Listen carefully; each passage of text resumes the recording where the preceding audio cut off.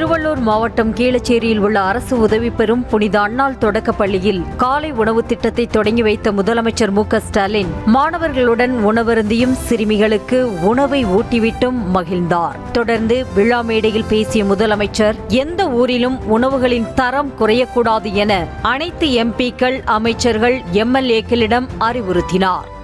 அமைச்சர்களையும் அதிகாரிகளையும் சட்டமன்ற உறுப்பினர்களையும் நாடாளுமன்ற உறுப்பினர்களையும் நான் கேட்டுக்க விரும்புறது, உங்கள் குழந்தைங்க சாப்பிட்ற சாப்பாட்டை எப்படி கவனமாக பார்த்துப்பீங்களோ அந்த மாதிரி அரசு பள்ளி மற்றும் அரசு உதவி பெறக்கூடிய பள்ளி மாணவருடைய சாப்பாட்டை கவனமாக ஸ்பெஷல் கேர் எடுத்து பாருங்கள்.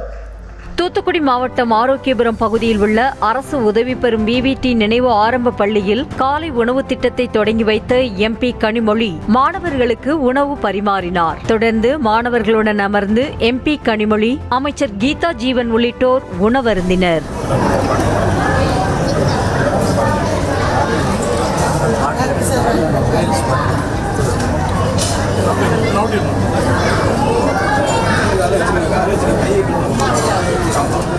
வேலூர் மாவட்டம் காட்பாடி அடுத்த கிறிஸ்டியான்பேட்டை பகுதியில் உள்ள அரசு உதவி பெறும் புனித சேவியர் பள்ளியில் அமைச்சர் துரைமுருகன் காலை உணவு திட்டத்தை தொடங்கி வைத்தார். அப்போது அமைச்சர் துரைமுருகன் காலை உணவாக தயாரிக்கப்பட்ட பொங்கல், சாம்பார், லட்டு ஆகியவற்றை மாணவர்களுக்கு பரிமாறினார்.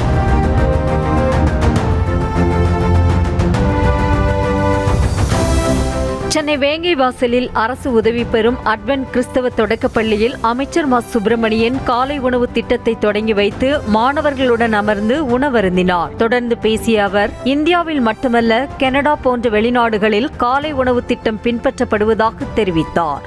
இந்த காலை உணவு திட்டம் என்பது இன்றைக்கு இந்தியாவின் பல்வேறு மாநிலங்களை சேர்ந்தவர்கள் மட்டுமல்ல, உலகில் கனடா போன்ற பல்வேறு வெளிநாடுகளைச் சேர்ந்தவர்களும் இந்த திட்டத்தை பின்பற்ற தொடங்கி இருக்கிறார்கள்.